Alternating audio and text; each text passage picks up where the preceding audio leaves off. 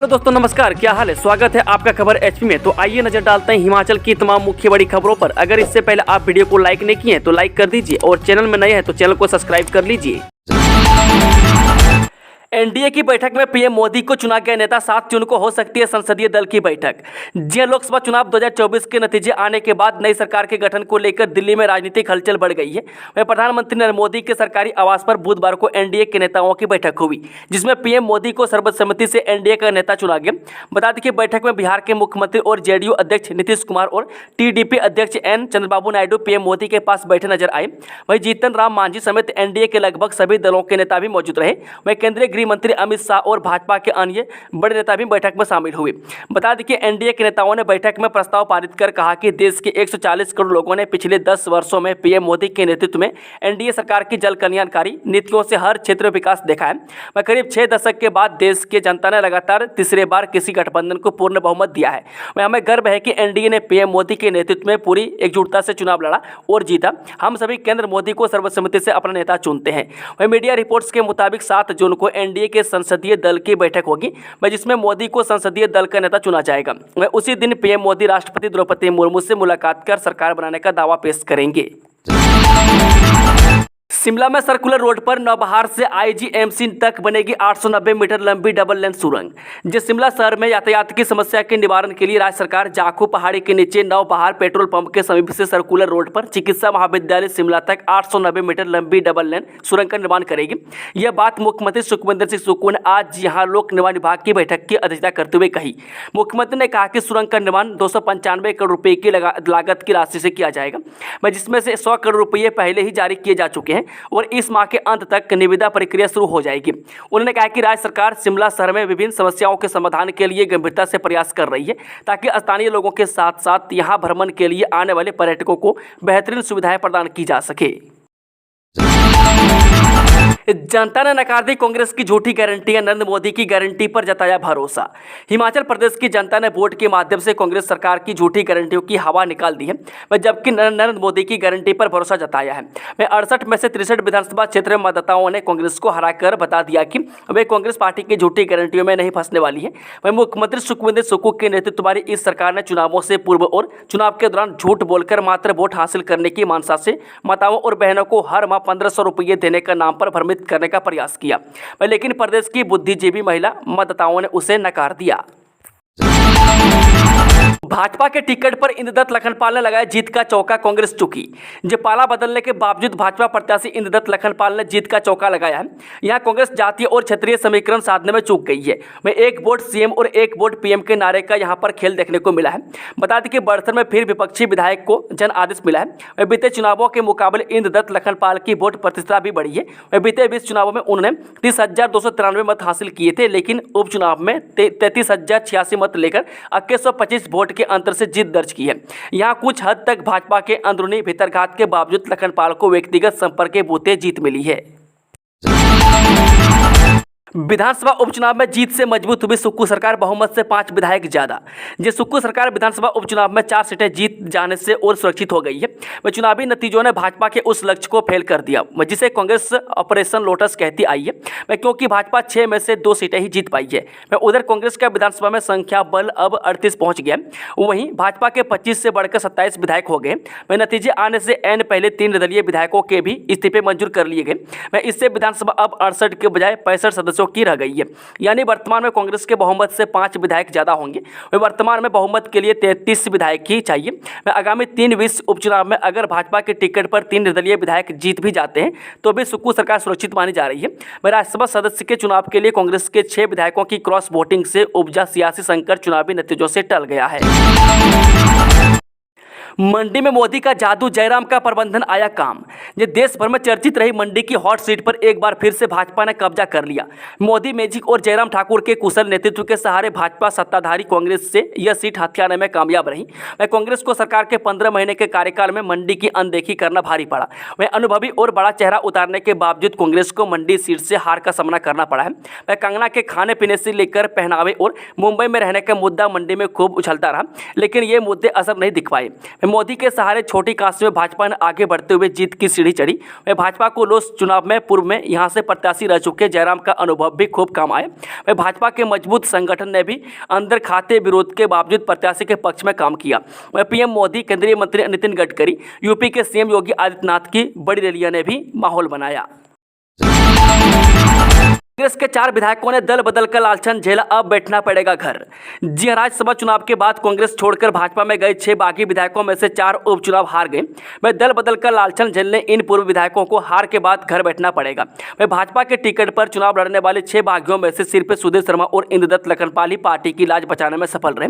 वह सुधीर शर्मा ने धर्मशाला से कांग्रेस प्रत्याशी देवेंद्र जग्गी और इंद्रदत्त लखनपाल ने बड़सर से कांग्रेस के सुभाष को शिकस्त दी। वहीं बागी राजेंद्र राणा, रवि ठाकुर, चैतन्य शर्मा और देवेंद्र कुमार भुट्टो का कांग्रेस सरकार बनने के 15 महीने बाद ही दल बदलना जनता ने स्वीकार नहीं किया और उन्हें दोबारा से कुर्सी सौंपने से दूरी बनाई।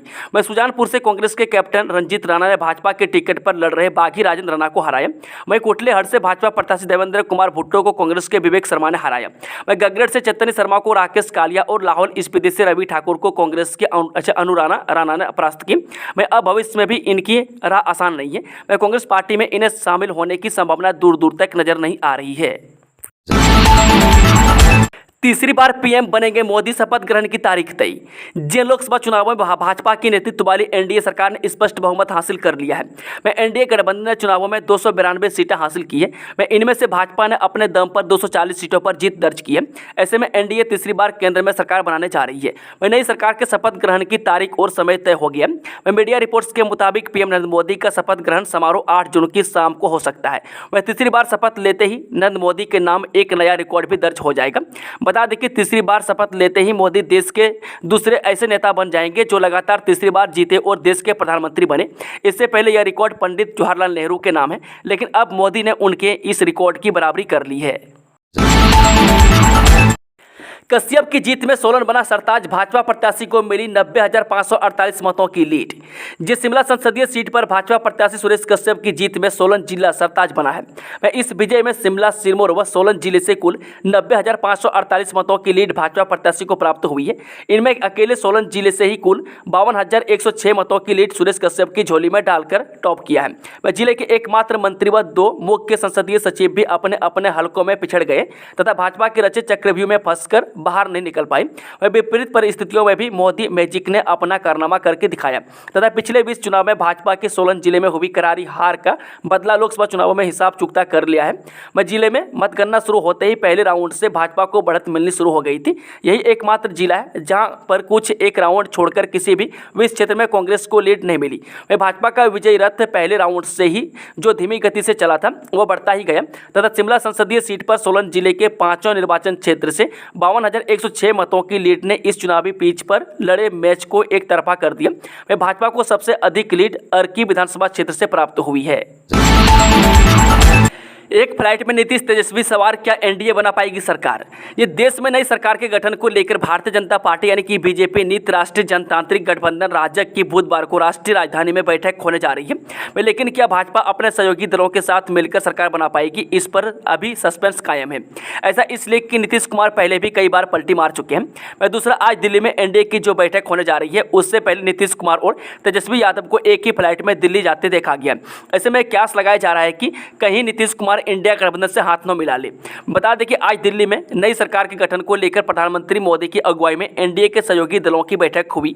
वह बैठक में राजग को बहुमत के जादुई आंकड़ों तक पहुंचाने में अहम योगदान देने वाले बिहार के मुख्यमंत्री नीतीश कुमार और तेलुगु देशम पार्टी तेदेपा प्रमुख एन चंद्रबाबू नायडू भी बैठक में मौजूद रहे। इसके साथ ही शिवसेना प्रमुख एकनाथ शिंदे भी बैठक में शामिल हुए। वह लोकसभा चुनाव 2024 के नतीजे घोषित होने के एक दिन बाद आयोजित बैठक की अध्यक्षता प्रधानमंत्री मोदी करेंगे। वह बैठक में सरकार गठन की अगली रणनीति तय की जाएगी। बता दें कि भाजपा 545 सदस्यीय लोकसभा में पूर्ण बहुमत के लिए अकेले 272 सीटें हासिल नहीं कर सकी है। उपभोक्ताओं के लिए राहत भरी खबर, डिपो में रिफाइंड तेल हुआ सस्ता, जानिए कितने कम हुए दाम। ये चुनावी शोर के बीच राशन उपभोक्ताओं के लिए राहत भरी खबर है। वह डिपो में उपभोक्ताओं को इस माह यानी जून माह में रिफाइंड तेल 7 रुपये सस्ता मिलेगा। वह बीते माह जहां डिपो में रिफाइंड तेल 104 रुपये दाम थे, वहीं जून माह में दामों में कटौती हुई है। वह बाजारों में दाम गिरने से डिपो में भी तेल के दामों में गिरावट आई है। वह इससे आम उपभोक्ताओं को राहत मिलेगी। वह सरसों के तेल के दाम में गिरावट नहीं आई है। वह सरसों का तेल पहले की तरह 110 रुपये डिपो में मिलेगा। वह बीते 6 माह में रिफाइंड के तेल में पहली बार इतनी गिरावट दर्ज की गई है। इससे पहले इतनी गिरावट नहीं दर्ज की गई थी। वह प्रदेश के कई डिपो में रिफाइंड तेल सप्लाई की नई सप्लाई पहुंच गई है। वह जिन डिपो में ये सप्लाई नहीं पहुंची है, उन डिपो में जल्द ही सप्लाई पहुंच जाएंगी। सीएम सुक्कू और उनकी कैबिनेट की मित्र मंडली भी अपने क्षेत्रों से नहीं दिलवा पाई लीड। जिन लोकसभा चुनाव में हिमाचल की चारों सीटों पर भगवा लहराने के बाद से बीजेपी गदगद है। वह इसी बीच चुनावी परिणाम के बाद अपने गृह निर्वाचन क्षेत्र नाहन पहुंचे प्रदेश भाजपा अध्यक्ष डॉक्टर राजीव बिंदल ने मीडिया को संबोधित करते हुए प्रदेश की कांग्रेस सरकार पर बड़ा करारा जुबानी हमला बोला है। वह मीडिया से बात करते हुए डॉक्टर राजीव बिंदल ने कहा, हिमाचल की चारों सीटों पर भाजपा की जीत पर पार्टी शीर्ष नेतृत्व और मतदाताओं का आभार व्यक्त करते हुए इस जीत को प्रधानमंत्री नरेंद्र मोदी के नेतृत्व में करिश्माई जीत करार दिया है। उन्होंने कहा कि प्रदेश के 68 विधानसभा क्षेत्र में से 61 विधानसभा क्षेत्र में भाजपा को बढ़त मिली है। यही नहीं, मुख्यमंत्री सहित 12 मंत्रियों में से 10 मंत्री भी अपने अपने विधानसभा क्षेत्र से लीड नहीं दिलवा पाए। इतना ही नहीं, मुख्यमंत्री सुखविंदर सुक्खू भी अपने विधानसभा क्षेत्र से कांग्रेस को लीड नहीं दिलवा पाए हैं और भाजपा यहां से भी 2000 से अधिक मतों से चुनाव जीती है। हिमाचल में सभी 4 सीट जीतने के बाद भी बीजेपी को वोट शेयर में नुकसान जाने आंकड़े। जिन लोकसभा चुनाव के नतीजे घोषित होने के बाद देश भर में हर जगह पार्टियों की हार और जीत का आकलन किया जा रहा है। वह हिमाचल प्रदेश की बात करें तो यहां लोकसभा चुनाव में बीजेपी ने क्लीन स्वीप किया है। वह बीजेपी को सभी 4 सीटों पर जीत मिली है। वह इसके बावजूद पार्टी को एक तरफ से नुकसान हुआ है। वह नुकसान वोट शेयर का है। वह इस बार के लोकसभा चुनाव में यहाँ बीजेपी के वोट शेयर में भारी गिरावट देखी गई है। हिमाचल लोकसभा चुनाव 2024 में बीजेपी का वोट शेयर 56.44% रहा, जबकि साल 2019 के चुनाव में बीजेपी का वोट शेयर 69.71% रहा था। वह पिछली बार की तुलना में बीजेपी के वोट शेयर में ये अंतर करीब 13% का है। चुनाव परिणाम के बाद सभी प्रत्याशियों को देना होगा यह ब्यौरा, ऐसा नहीं करने पर चुनाव आयोग लेगा एक्शन। जिस देश में लोकसभा चुनाव संपन्न हो चुके हैं, इसके अलावा कई राज्यों में विधानसभा उपचुनाव भी हुए। वह जनता ने अपने पसंदीदा प्रत्याशी को वोट देकर सदन पहुंचा दिया। वह जनता तक अपनी बात पहुंचाने के लिए प्रत्याशियों ने खूब धनराशि भी खर्च की है। वह अब लोकसभा चुनाव लड़ने वाले हर प्रत्याशी को 30 दिन के अंदर चुनाव में खर्च का लेखा जोखा चुनाव आयोग को देना होगा। इस दौरान सभी प्रत्याशियों को जिला निर्वाचन अधिकारी के पास खर्च की प्रतिलिपि दाखिल करनी होगी। सरकारी स्कूल में विद्यार्थियों की पिटाई के वीडियो वायरल, जूनियरों की पिटाई करने के आरोप। ये सोलन के एक सरकारी स्कूल में अध्यापक की ओर से विद्यार्थियों की दबंगों की तरह पिटाई करने का मामला सामने आया है। इसका एक वीडियो सोशल मीडिया पर वायरल हो रही है। वह वीडियो में स्कूल के अध्यापक बड़ी कक्षा के कुछ विद्यार्थियों की पिटाई करते नजर आ रहे हैं। वह विद्यार्थियों पर आरोप है कि उन्होंने छोटी कक्षा के विद्यार्थियों को पीटा था, वह जिसकी शिकायत भी स्कूल प्रबंधकों को दे दी गई है। वह इस मामले बुधवार को स्कूल प्रबंधन समिति की बैठक हुई। अभिभावकों को भी स्कूल बुलाया गया। वह विद्यार्थियों और उनके अभिभावकों ने माफी मांगी। इसके बाद अंतिम चेतावनी पर विद्यार्थियों को छोड़ दिया गया। शिमला में और बढ़ेगी सैलानियों की आमद, 9 जून तक सभी ट्रेनें पैक। जे कालका शिमला रेलवे ट्रैक से वीकेंड पर हजारों सैलानी हिल सुकीन पहुंचने वाले हैं। वह गर्मियों बढ़ते ही सैलानियों ने शिमला का रुख करना शुरू कर दिया। वह वीकेंड पर 9 जून तक कालका शिमला रेल मार्ग पर सभी 7 ट्रेनें पैक हैं। वह ट्रैक पर 7 ट्रेनों का संचालन किया जा रहा है। वह समर टूरिस्ट सीजन पर रेलवे की ओर से समर स्पेशल ट्रेन चलाई जा रही है। ये ट्रेन वीकेंड पर वीरवार से रविवार तक पैक है। इसके साथ अब शिमला आने के लिए ट्रेनों में सैलानियों की लंबी वेटिंग चल रही है। वह पश्चिम बंगाल, गुजरात, जयपुर, दिल्ली, महाराष्ट्र से ज्यादातर सैलानी शिमला का रुख कर रहे हैं। वह रेलवे की ओर से चलाई जा रही स्पेशल ट्रेन वीरवार को पैक है। लोकसभा चुनाव में भाजपा को 56.29 और कांग्रेस को मिले 41.57% मत।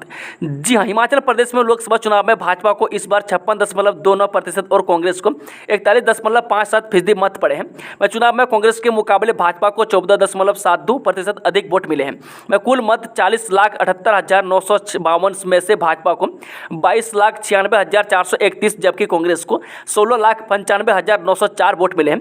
वह कांगड़ा लोकसभा सीट पर कुल 10,00,000 6,37,474 में से भाजपा प्रत्याशी राजीव भारद्वाज को 6,32,593 मत पड़े, जबकि कांग्रेस के आनंद शर्मा को 3,80,629 मत पड़े।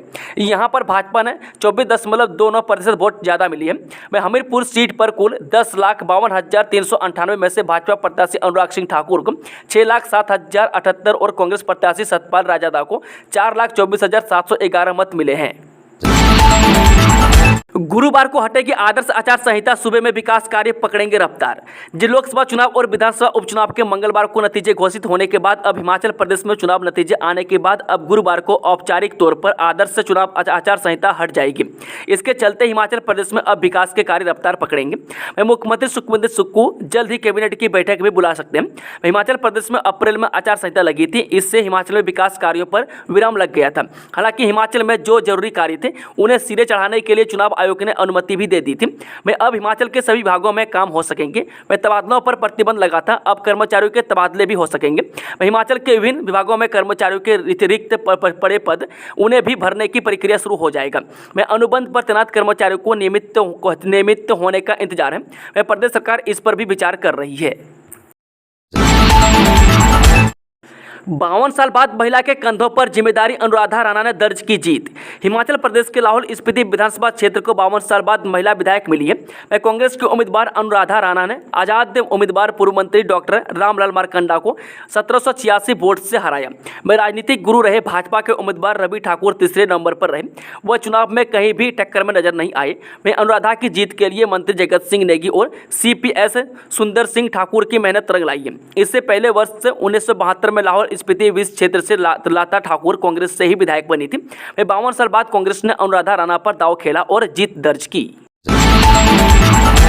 13 वर्ष बाद बनेगी कंगना की इस नेता के साथ जोड़ी बड़े पर्दे पर आए थे नजर।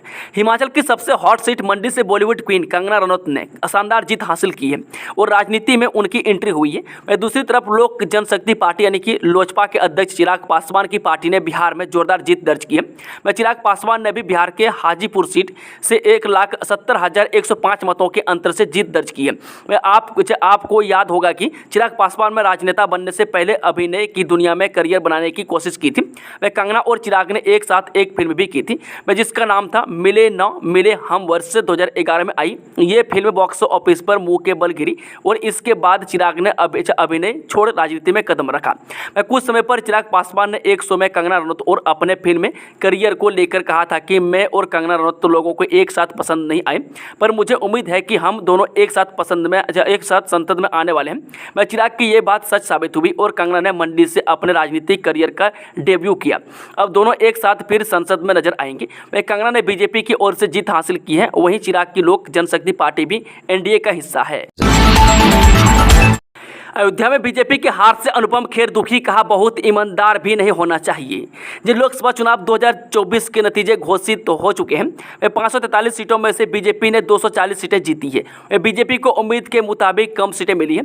लोग सबसे ज़्यादा तो इस बात से हैरान है कि बीजेपी को यूपी के अयोध्या में हार का सामना करना पड़ा है।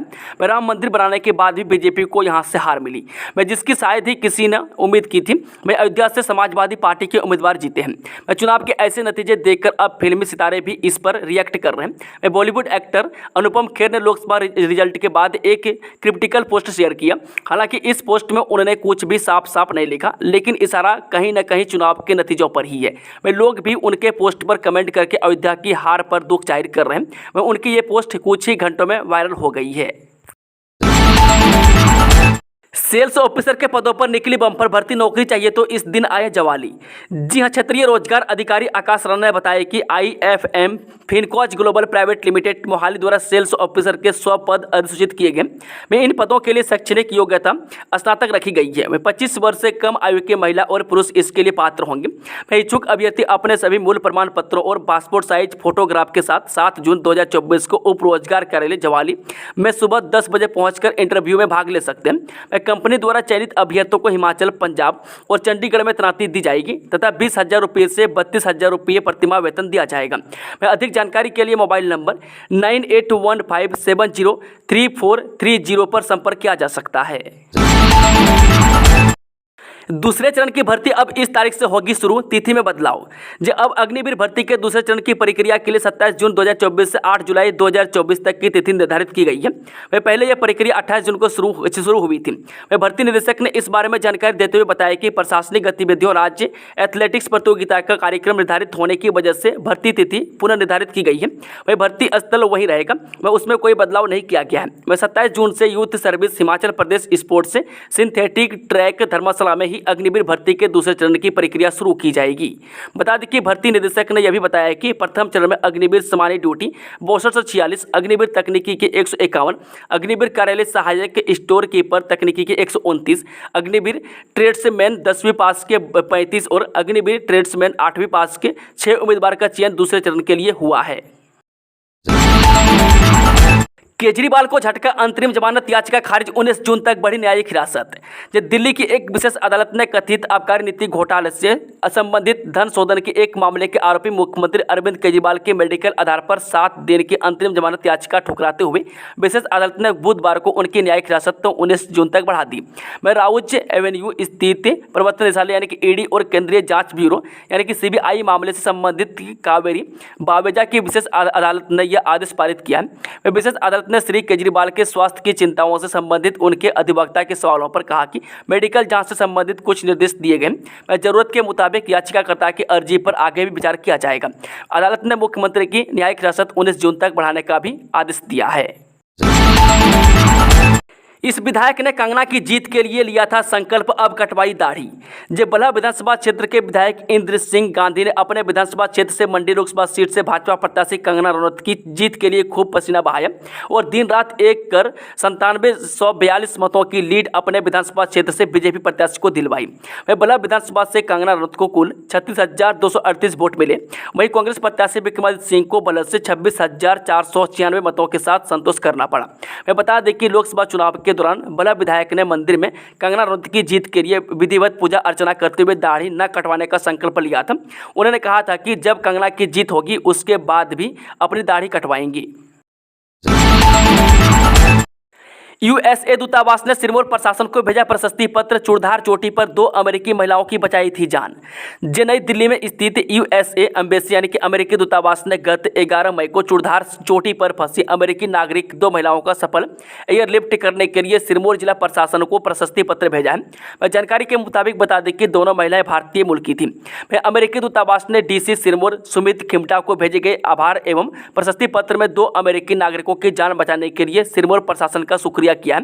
डीसी सिरमौर सुमित खिमटा ने बुधवार को नाहन में अमेरिकी दूतावास से प्राप्त प्रशस्ति पत्र को संबंधित अधिकारियों के साथ साझा करते हुए बताया कि बीती 11 मई को भारतीय मूल की 2 अमेरिकी पर्वतारोहियों की चूड़धार के तीसरी नामक स्थान पर फंसे होने की सूचना मिली थी। खुशखबरी, हमीरपुर से चंडीगढ़ के लिए 2 नए बस रूट शुरू। यहाँ देखें क्या है टाइमिंग। हमीरपुर से चंडीगढ़ के लिए 2 बस रूट शुरू किए हैं। मैं इनमें पहला बस रूट सुबह 6:30 बजे से चंडीगढ़ के लिए हमीरपुर से रवाना होगा और 10 बजे चंडीगढ़ पहुँचेगा। मैं शाम को यही बस 5:10 पर चंडीगढ़ से हमीरपुर के लिए रवाना होगी। इसके बाद दूसरे रूट में बस हमीरपुर से शाम 5:10 पर चंडीगढ़ के लिए रवाना होगी तथा रात को 9 बजे चंडीगढ़ पहुँचेंगी।